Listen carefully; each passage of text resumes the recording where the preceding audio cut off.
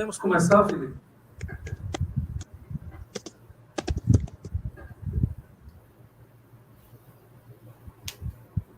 Pronto.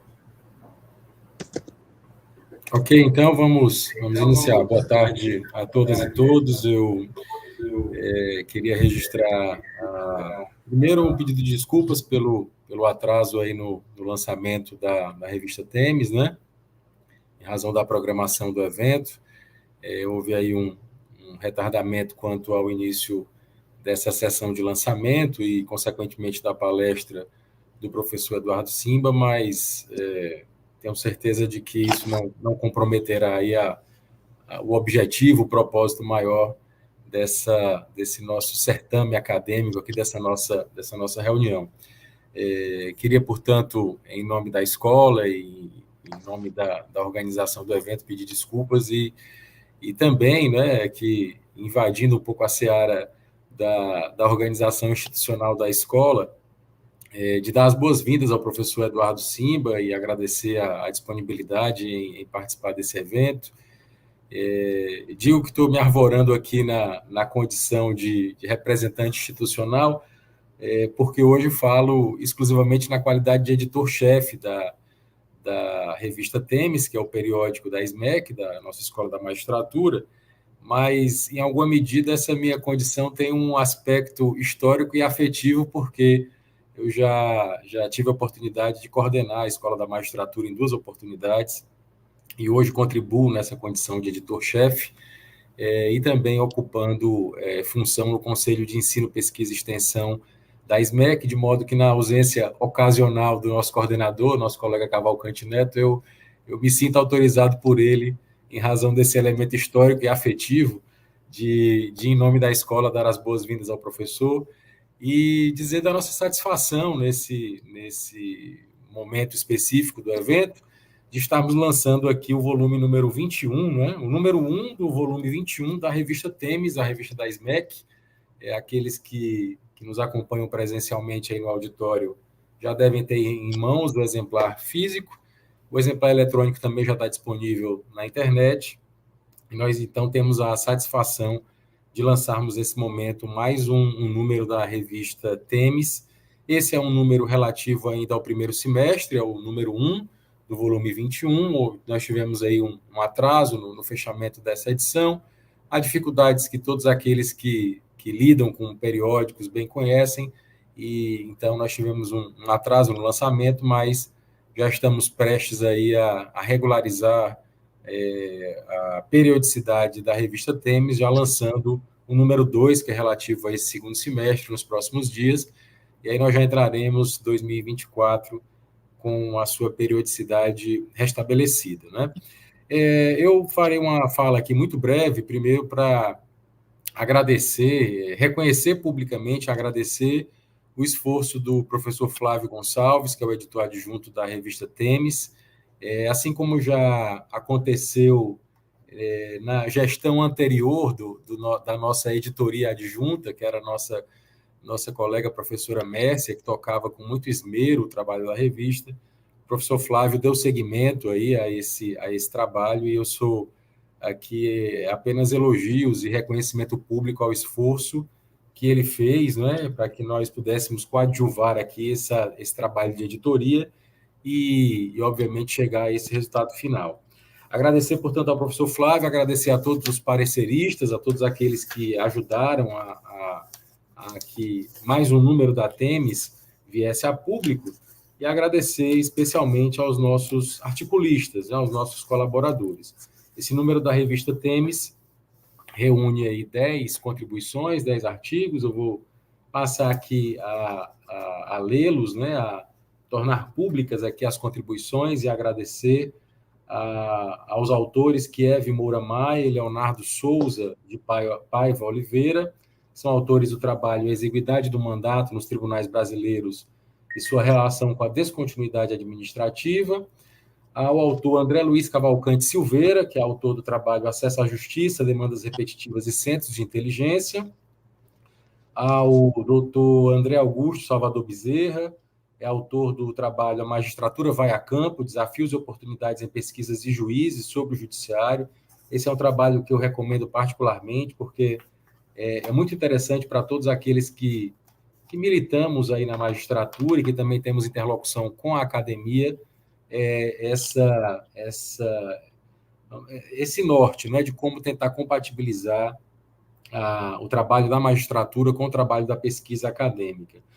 Parabenizo também o autor Rafael Bittencourt, autor do trabalho Direito Real de Habitação e a Tutela dos Vulneráveis sob a Perspectiva Civil Constitucional, aos autores as autoras Sofia Gaio e Karine Vanessa de Souza Holanda, que contribuíram com o trabalho Como o Judiciário Brasileiro se comunicou no início da pandemia de coronavírus, uma análise dos conteúdos no Instagram de 5 tribunais estaduais.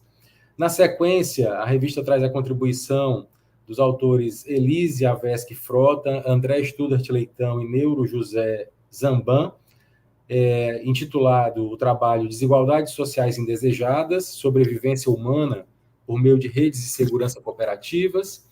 Na sequência, parabenizo e agradeço aos autores Cristiano Moraes de Lemos e Adegmar José Ferreira, autores do trabalho História da Formação da Classe dos Trabalhadores Rurais no Brasil e os movimentos sociais como representantes do campesinato na luta por direitos. Na sequência, temos o trabalho de Glauco Terra Coelho e Erivaldo Cavalcante Silva Filho, intitulado Lei 14.133 de 2021, nulidade formal na designação genérica de agente de contratação e pregoeiro. Na sequência, mecanismos de controle de proteção de dados pessoais, uma análise etnográfica da maturidade das organizações contábeis do Ceará, a Lei Geral de Proteção de Dados, que é uma coautoria de Bruna Mazer Paz de Almeida e do professor João Araújo Monteiro Neto, professor da Universidade de Fortaleza, e fecha esse número da revista Temes o trabalho Arbitragem como Alternativa para a Resolução de Conflitos Ambientais no Brasil, uma coautoria de Nicolau Cardoso Neto, Feliciano Alcides Dias e Luciane Rita Motim Corbellini. Como os próprios títulos já indicam, são trabalhos que transitam em várias áreas. Eu destaco aqui uma contribuição bastante significativa de professores e alunos do curso de mestrado profissional da Escola Nacional de Formação e Aperfeiçoamento de Magistrados, da Infam.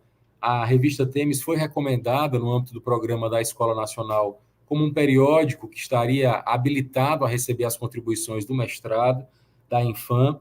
E para nós isso é muito importante, estabelecer uma interlocução institucional entre as escolas e perceber, professor Flávio, que a revista Temes vai cumprindo o seu propósito de ser esse instrumento de disseminação interdisciplinar, que dialoga com várias áreas do conhecimento, que dialoga especialmente com a produção da pesquisa acadêmica também voltada para o Poder Judiciário, né? Nós entendemos que as escolas da magistratura elas cumprem o seu papel na medida em que produzem conhecimento, mas um conhecimento voltado também para melhorias do sistema judicial, melhorias e aperfeiçoamento da atividade fim do Poder Judiciário. Quando magistrados vão ao ambiente acadêmico, especialmente nos mestrados profissionais, parece bastante significativo que consigam elaborar essas contribuições que fazem essa interface entre a justiça e a pesquisa acadêmica, mas com um propósito, buscando sempre aperfeiçoar a atividade fim.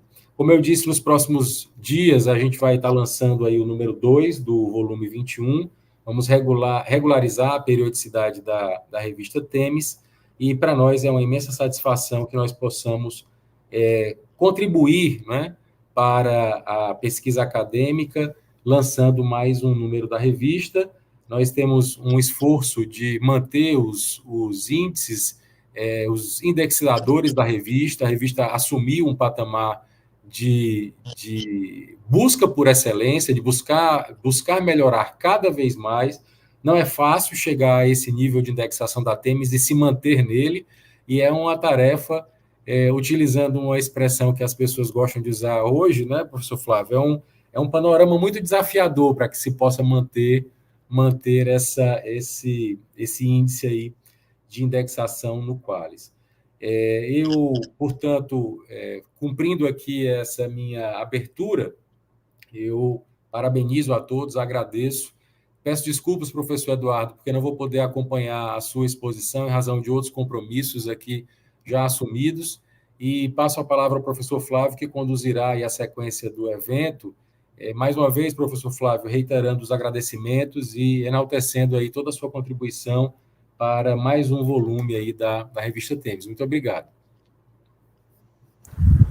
Agradeço as gentis palavras do Dr. Marcelo Roseno, foi juiz coordenador da escola e é professor permanente aqui do quadro da Escola da Magistratura. Dr. Marcelo, é uma honra poder servir a revista Tênis e a escola sob sua chefia como editor-chefe. A revista deve muito ao senhor e essa escola também. Então, eu, sem mais, a gente já está com a hora bastante avançada e o professor Eduardo, cerca de 5 horas de fuso horário de diferença.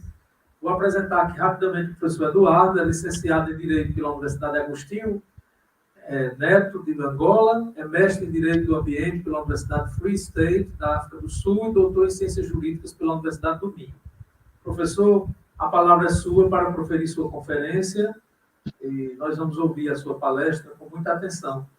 Nós temos os nossos ouvintes também pela internet que nos acompanham e o auditório aqui da escola, excelente auditório que nos acompanha aqui a apresentação.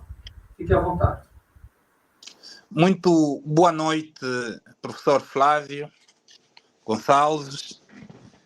Boa noite ao professor Marcelo, que, embora acaba de sair agora, aproveito saudá-lo e também aproveito agradecer o professor Marcelo pela hospitalidade e também pela camaradagem que vamos tendo durante esses tempos, principalmente também pelo facto de a revista TEMS, da Escola Superior da Magistratura do Estado de Ceará, ter aceito a minha publicação sobre, com o tema de sujeitos emergentes no quadro do direito constitucional do ambiente angolano.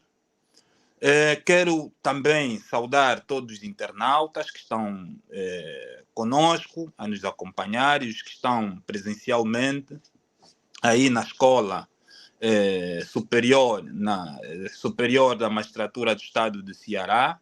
Para mim é um grande prazer ter que vos falar sobre esse tema, que, acima de tudo, é um tema muito relacionado com o constitucionalismo angolano.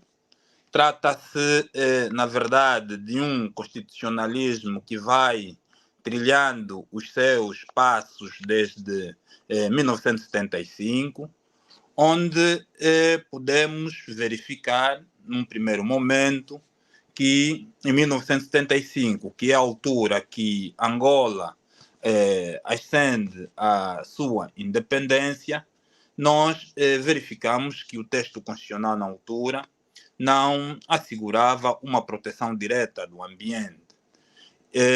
Essa proteção, em nosso entender, era feita de forma indireta a partir, digamos assim, daquilo que é a garantia constitucional da propriedade do Estado sobre os recursos naturais, pois entendemos que o Estado, na altura, além de garantir a proteção da sua propriedade, ao definir as condições para o seu aproveitamento, bem como a sua utilização, estaria também a assegurar as condições para a sua proteção. Mas ainda assim, podemos afirmar que antes do texto constitucional, nós já podemos encontrar, digamos assim, várias normas em matéria de proteção do ambiente, algumas que consistiram na criação de áreas de conservação ambiental que são mesmo anteriores à nossa independência. Podemos verificar que a primeira proteção direta do ambiente parte da Constituição, da Lei Constitucional de 1991, onde se estabelece que o Estado promove a defesa e a conservação dos recursos naturais, orientando a sua exploração e aproveitamento e benefício de toda a comunidade. Aqui podemos verificar que a proteção era muito mais focada aos elementos naturais do ambiente. não tanto, digamos assim, aqueles que são hoje as outras componentes do ambiente, como é o caso dos elementos artificiais, culturais e outros, mas a proteção focou-se essencialmente nessas matérias. Depois passamos a ter, no interregno de um ano, um novo texto constitucional que continuou a manter a mesma filosofia de tutela do ambiente, e esse texto constitucional da Lei da Proteção do Ambiente de 1992, de certo modo, influenciou o conteúdo atual da norma constitucional de proteção do ambiente. E o que nós podemos verificar é que esse texto constitucional de 92 passou a garantir a tutela do ambiente, não só o ambiente natural, mas também aqueles que são os elementos artificiais do ambiente, de tal sorte que essa norma influenciou também a Lei de Bases do Ambiente de 1998, que em Angola ainda continua em vigor, que, por exemplo, se tivermos que fazer uma comparação do ponto de vista constitucional, principalmente naquilo que é o enquadramento do desenvolvimento sustentável, podemos verificar um fenômeno que, em Angola, o desenvolvimento sustentável foi, primeiramente, introduzido na ordem jurídica, num plano legal, só depois é que essa introdução veio a ocorrer no plano constitucional em 2010 com a atual Constituição. Entretanto, tanto na Constituição de 75 como na Constituição de 1992, as questões sobre os sujeitos emergentes de direito do ambiente não se colocavam tanto. Por que não se colocam tanto? Para o nosso tema, nós escolhemos algumas perspectivas em termos de sujeitos emergentes de direitos do ambiente, que, de certo modo, é uma perspectiva que não estava muito bem patente nas constituições anteriores. De tal sorte que nós temos, primeiro, a olhar para dois grandes sujeitos, nomeadamente os seres não humanos e as futuras gerações, né?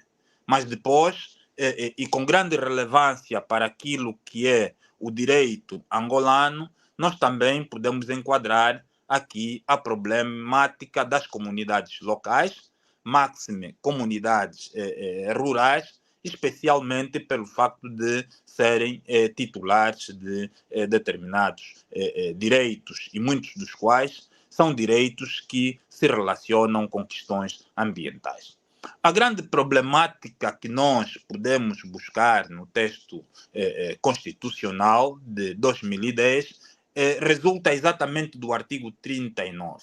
O artigo 39, por seu turno, estabelece que todos tenham o direito de viver num ambiente sadio e não poluído, bem como o dever de o preservar.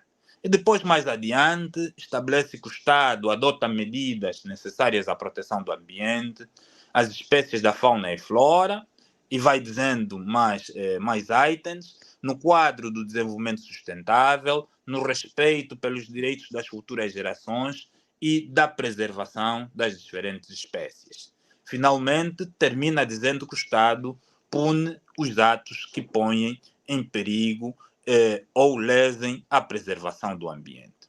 Mas é, contudo, a partir do número 1 do artigo 39, que, ao afirmar que todos têm o direito de viver num ambiente sadio e não poluído, bem como o dever de o defender, onde se colocam determinadas questões, tanto que são resolvidas tanto em sede do direito, mas também em sede de outras ciências, como é o caso da filosofia ambiental, mas também no quadro da ética ambiental.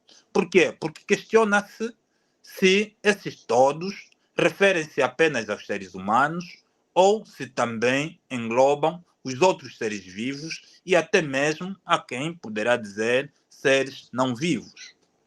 Esse todos refere-se apenas aos seres humanos ou não humanos da presente geração, ou também se abarca seres humanos ou não humanos das futuras gerações. Todos inclui também a humanidade, e esse todos poderá abarcar pessoas singulares, pessoas coletivas, incluindo as comunidades. Nós analisamos esse problema jurídico a partir de duas perspectivas, né? Respondendo à primeira questão, se abarca não só os seres humanos e se abarca também outros seres não humanos. Do nosso ponto de vista é que a abordagem deverá variar muito consoante nós estejamos diante das perspectivas que discutem a pré-compreensão do direito do ambiente. Se nós olharmos para uma perspectiva antropocêntrica, e aí o texto constitucional permite exatamente assegurar a leitura, digamos assim, a compreensão do termo todos, né, na perspectiva de que podemos entender esses todos como seres humanos apenas, se tivermos a seguir uma perspectiva ancorada na teoria antropocêntrica, ou se esse todos refere-se também, por exemplo, a seres não humanos, especialmente a questão dos animais, se seguirmos a teoria mais ecocêntrica, mais centrada na tutela do ambiente e dos elementos naturais do ambiente, enquanto valor em si, não tanto como enquanto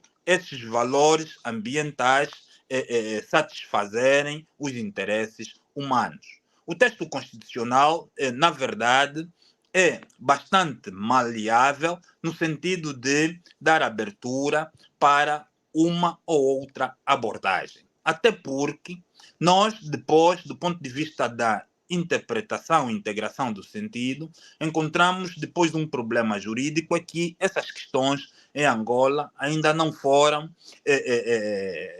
apresentadas em tribunal e obter, por exemplo, o pronunciamento do nosso Tribunal Constitucional sobre qual deverá ser o sentido correto a ser atribuído. Mas, por exemplo, nós podemos citar a professora Elisa Rangel, que defende a consagração dos direitos dos animais e, na sua defesa da consagração dos direitos dos animais, ela defende, por exemplo, a revogação do estatuto de coisa previsto no Código Civil angolano. Por que ela defende que esse estatuto de coisa deve ser revisto? É porque ela entende, porque o artigo 202 do Código Civil trata os animais como coisas, e as coisas, por seu turno, são objeto de negócio jurídico de acordo com o Código Civil. E ela entende que os animais merecem uma outra proteção, e nós estamos plenamente de acordo com a professora Elisa Rangel, incluindo o direito à vida, o direito de não serem tratados de forma degradante. Entretanto, essas teorias levantam grande debate, principalmente pelo facto de as instituições jurídicas, os institutos jurídicos, terem sido todos eles desenvolvidos para a defesa dos interesses humanos. De tal sorte que também não deixam de ter razão aqueles que defendem que a proteção, por exemplo, que se deve garantir a entes, digamos assim, não humanos, deverá ser, digamos assim, uma proteção, não tanto do ponto de vista do direito, mas sim do ponto de vista da moral. Mas são problemas jurídicos que o nosso texto constitucional levanta. E, além desse problema jurídico, surge também o facto de o nosso texto constitucional, ao ao reconhecer o direito de viver num ambiente sadio e não poluído, impõe também aos titulares desse direito o dever de defender e proteger o ambiente. E aí, uma outra questão que se coloca, como é que as outras espécies dever-se-á impor o correspondente dever de defender e proteger o ambiente.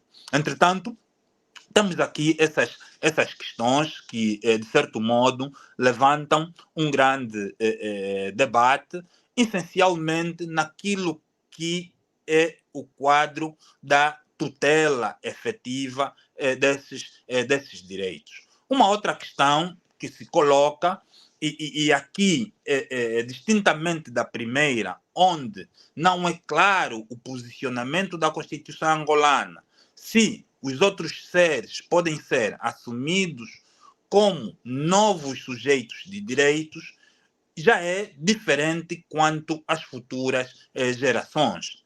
Porque, em nosso entender, e aqui a Constituição da República Angolana segue mais ou menos um pouco daquilo que vai sendo desenvolvido pela doutrina do direito internacional, e aqui nós citamos a Convenção das Nações Unidas sobre o Direito do Mar, que de certo modo, reconhece a humanidade como um novo sujeito de direitos que, por sua vez, a humanidade é titular de um patrimônio comum, e esse patrimônio comum, estamos a nos referir à área internacional e os recursos minerais que aí se encontram, mas os direitos dessa humanidade são exercidos pela autoridade dos fundos marinhos em sua representação.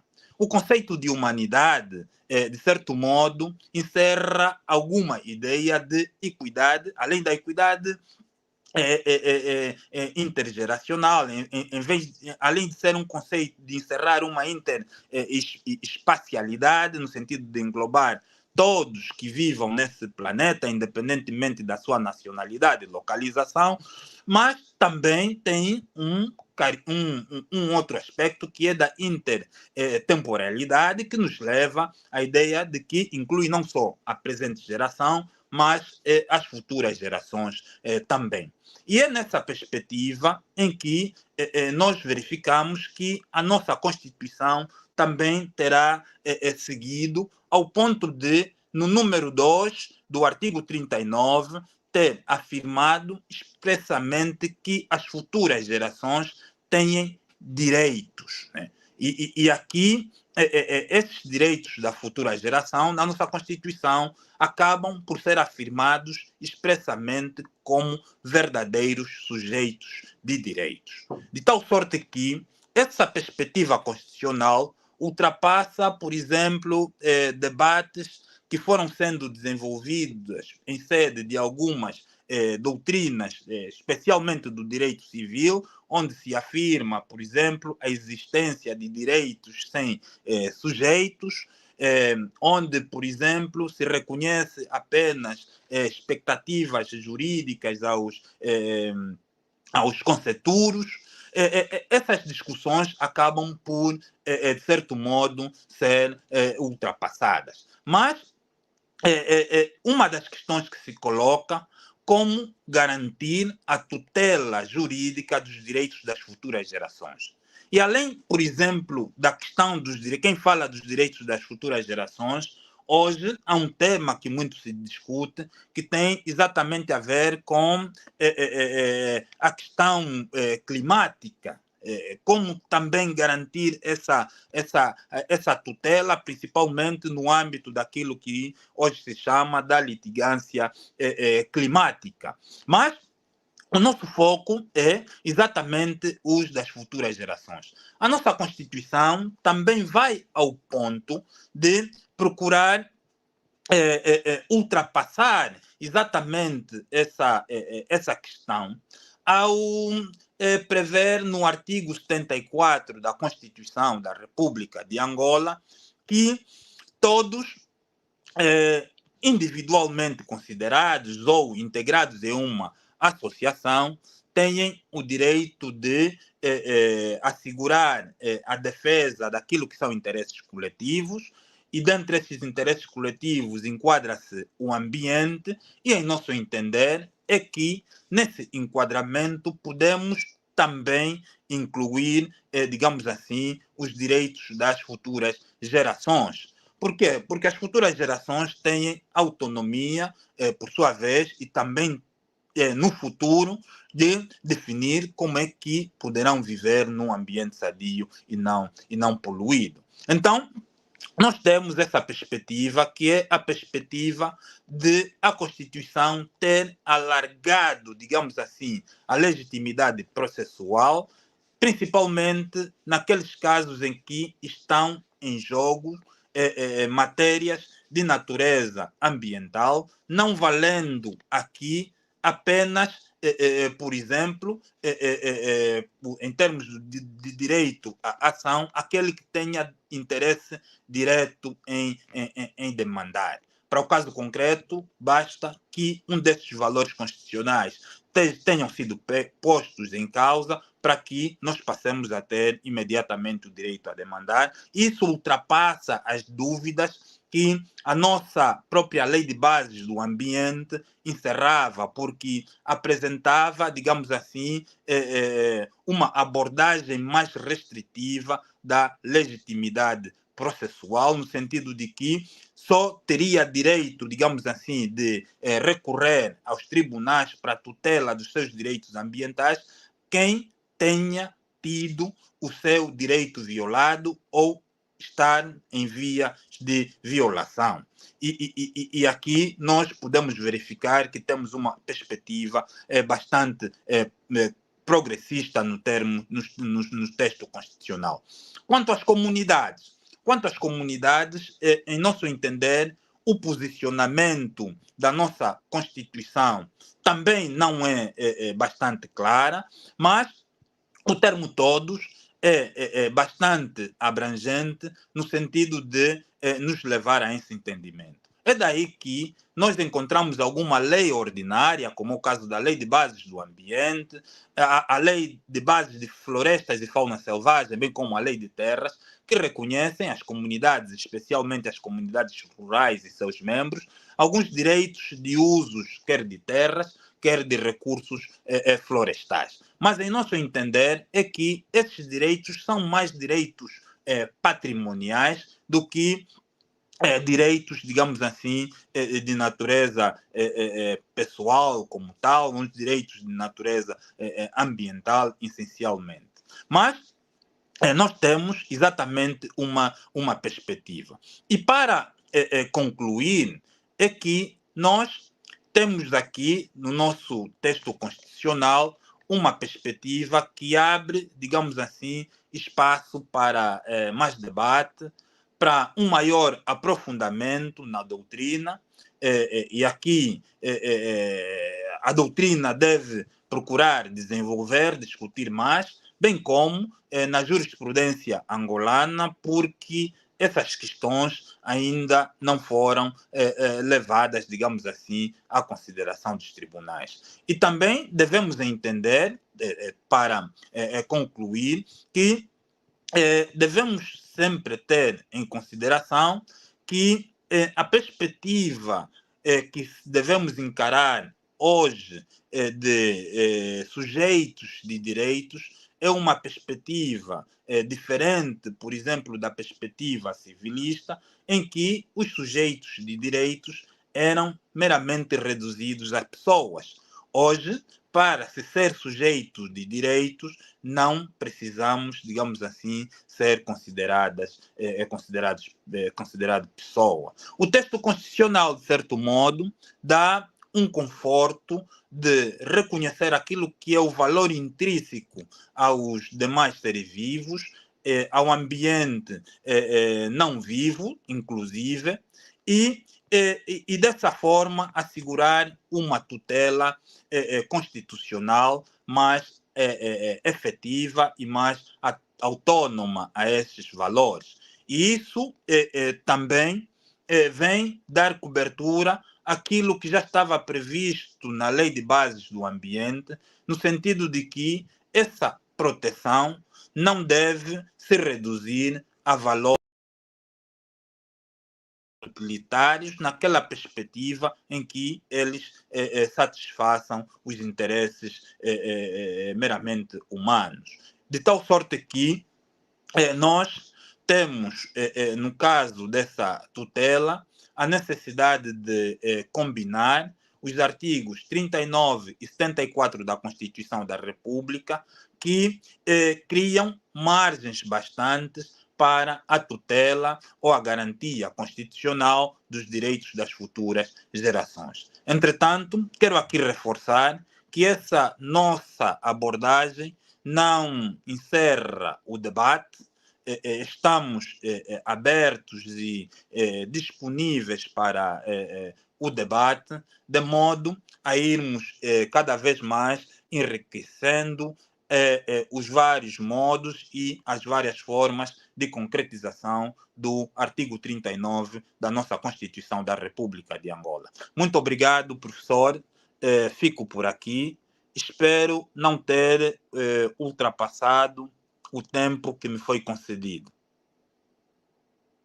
Muito obrigado, professor Dr. Eduardo Simba, professor, pela sua palestra, muito importante, assim como o seu artigo, que foi publicado, a revista Temes teve a honra e o prazer de publicar o seu trabalho redigido com muito esmero.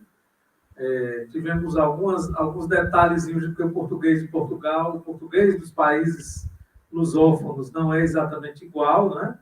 Mas deu perfeitamente para compreender a proposta do seu artigo e a sua palestra. Nós temos, professor, 2 perguntas que foram feitas pelos nossos internautas, pelo chat aqui, eu vou lê-las, tá? O Cláudio Fontinelli pergunta ao senhor: professor, a Jamba, de Jonas Sambive, seria modelar para a preservação ambiental em Angola se ele tivesse logrado governá-la? A pergunta do Cláudio Fontinelli, né? Ok.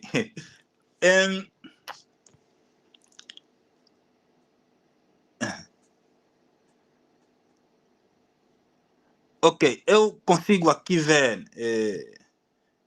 ver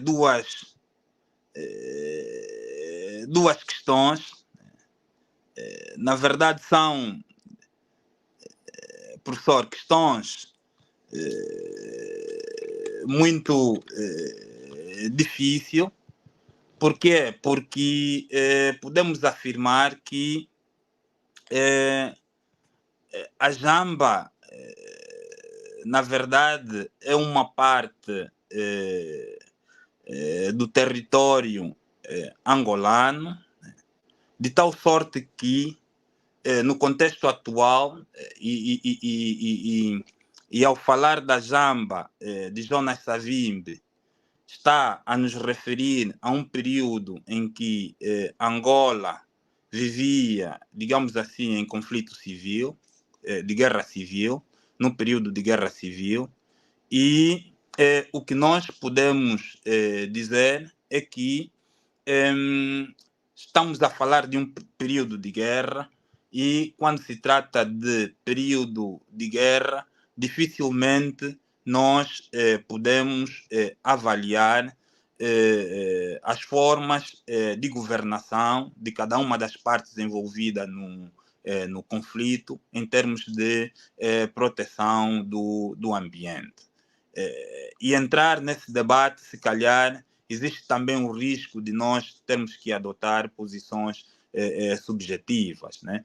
Porque guerra é guerra, e quando se está em guerra, embora os instrumentos internacionais sobre essas matérias indiquem para a necessidade de proteção de determinados valores, mas estando diretamente no teatro de um determinado conflito, nem sempre esses valores, especialmente os valores ambientais, são adequadamente tutelados. De tal sorte que, por esse motivo, não há elementos suficientes para nós podermos avaliar se este modelo deverá servir adequadamente para a preservação do ambiente, até porque nós não podemos falar da existência de um modelo se ele não for efetivamente conhecido, for desenvolvido e como tal. Principalmente também do contexto em que se viveu, que era um período difícil do país. Mas hoje, tanto do ponto de vista constitucional, temos um modelo de preservação ambiental e a nossa Constituição, de certo modo, é bastante progressista quanto à Constituição do Ambiente. Foram criadas várias instituições com a finalidade de proteger o ambiente desde 1991, ainda durante o período da guerra, que hoje consolidou-se como um Ministério do Ambiente. Há vários institutos que vão sendo criados, como o Instituto da Biodiversidade, os parques nacionais vão passando a ter administrações, apesar das dificuldades que se colocam. Então, nós temos hoje um modelo. Temos uma lei de bases do ambiente de 98, que, embora já um pouco antiga e desatualizada ao contexto atual, mas ainda assim corresponde àquilo que são as necessidades de proteção do ambiente. Entretanto, eu reconheço que há desafios, e um dos maiores desafios consiste exatamente na necessidade de aprofundarmos naquilo que é a educação ambiental. E aqui eu recordo-me da professora Maralice Versiano, que constantemente nos apela sobre a importância e a necessidade da educação ambiental. Por quê? Porque a questão da proteção do ambiente não é apenas uma questão do Estado, uma questão dos governos, mas é, acima de tudo, uma questão dos cidadãos. É, acima de tudo, uma questão da consciência de cada cidadão. Se cada cidadão na comunidade não tiver a consciência do seu dever para com o ambiente, ainda que um determinado país tenha as leis, se calhar, mais progressistas e mais modernas do mundo, a questão ambiental jamais será garantida. Até porque, e eu tenho estado a dizer isso, principalmente nas conversas com meus alunos, é que a questão ambiental é, acima de tudo, uma questão coletiva, uma questão de um grupo. E essa questão de um grupo, ao ser tratada, depende muito da forma como as pessoas pensam, da cultura, dos valores, mas, e aqui reitero que a educação ambiental tem um elemento fundamental. E aqui queria aproveitar uma das colocações que a professora Maralice vai trazendo e que ela também vai dizendo se nós devemos educar as crianças ou se vamos educar os adultos, quem é que deve ser educado. E na nossa perspectiva, nós podemos defender que a questão da educação ambiental, no nosso caso, também já merece ter um tratamento no nosso texto constitucional. E nós defendemos que essa é uma das perspectivas que numa futura revisão da Constituição da República a educação ambiental tenha assento, embora que a educação ambiental possa ser tratada de uma forma mais abrangente no quadro do direito à educação. Mas essa específica carece de um outro tratamento. Mas também devemos ser realistas. o facto de nós termos a educação ambiental tratada na Constituição não quer dizer que ela é efetiva, né? É necessário que haja ação, quer do Estado, mas, acima de tudo, de todos os cidadãos. O Cláudio Fontenelle, eu espero que tenha satisfeito a sua questão. Muito obrigado por ela. Muito bem, professor. Tem uma outra pergunta do mesmo internauta, né? O Cláudio Fontenelle pergunta: os planos e programas de governo da UNITA lhe parecem contemplar melhor a questão ambiental que aqueles do MPLA e do FNLA? Eu acredito que, pelas mesmas razões, vai ser um pouco complicado responder essas questões, né? Sim, estamos, de certo modo, a falar de programas de governo. Tanto um programa de governo como o programa de governo de um outro partido, eles tratam adequadamente daquilo que é a proteção do ambiente. Agora, é o que eu sempre tenho estado a dizer. Uma questão é nós falarmos da proteção do ambiente do ponto de vista programático, até porque, se nós tivermos que falar da proteção do ambiente do ponto de vista programático, a Constituição da República já nos dá uma indicação bastante rica, quando se diz que o Estado toma as medidas necessárias, né, para a proteção do ambiente, e essas medidas necessárias têm sido concretizadas. A questão que se coloca é saber se elas são suficientes. Em nosso entender, essas medidas não são, de certo modo, suficientes. Tanto um programa como outro programa, depois terão ou teriam de enfrentar um problema que, eventualmente, é o problema da própria conjuntura.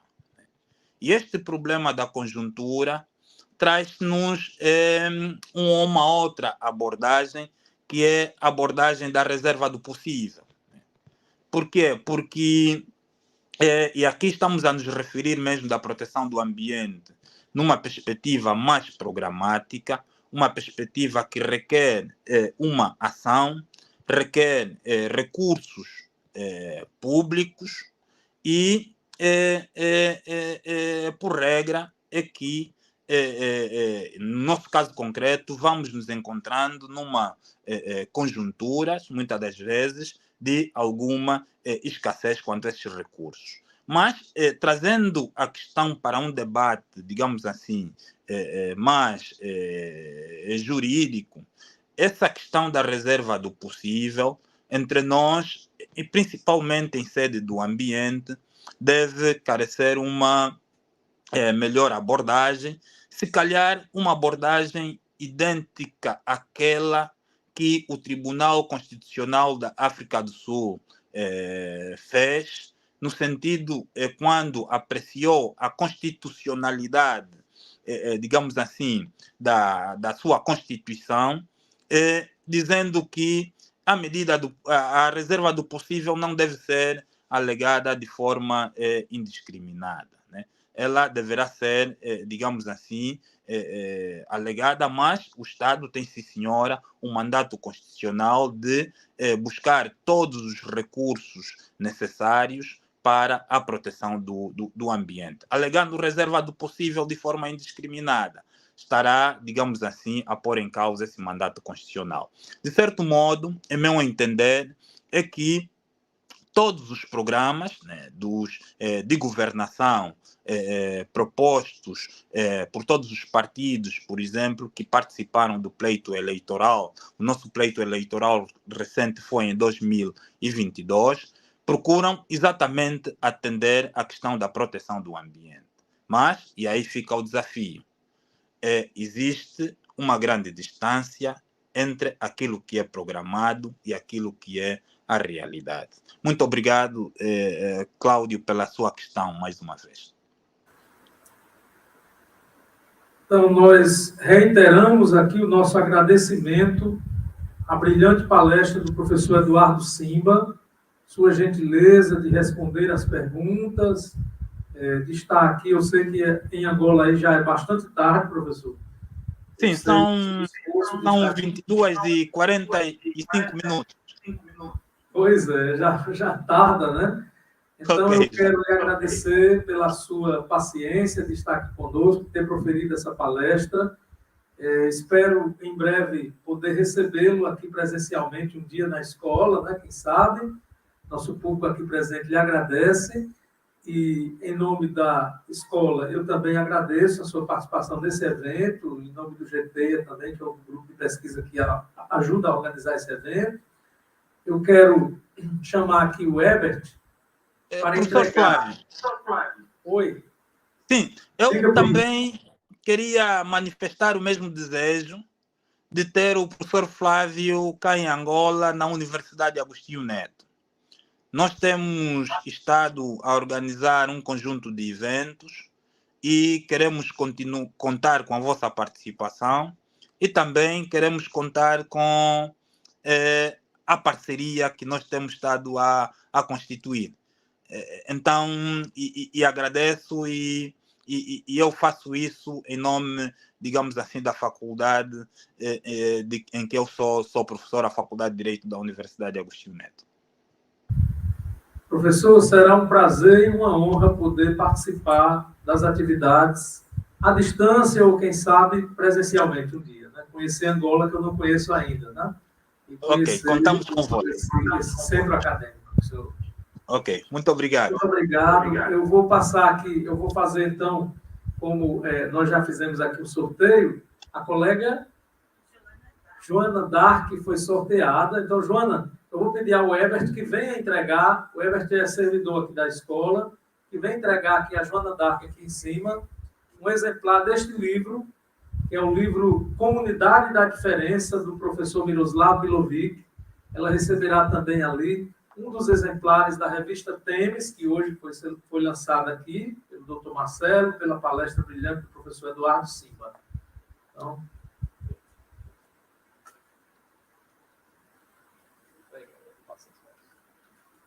Muito obrigada. Muito obrigada, professor. Espero que você faça compromisso. Estou muito feliz. Então, agradecendo mais uma vez a participação de todos, os aqui presentes, os internautas, nós declaramos encerrada a sessão de lançamento do volume de 2023.1 da revista Temes. Em breve, a gente espera, como disse o Dr. Marcelo, estar lançando o segundo volume, ainda este ano, da nossa revista Temes. Muito obrigado. Fica o convite para vocês enviarem seus artigos para os próximos números da revista.